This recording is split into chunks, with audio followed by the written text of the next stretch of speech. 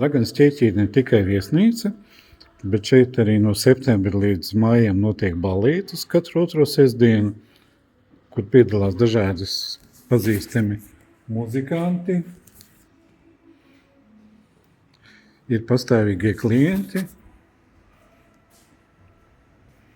Un pastāvīgiem klientiem, kad viņi 10 gadus nodejā, tiek piešķirta tiesības apmeklēt bez maksas. Lūk, šie tie ir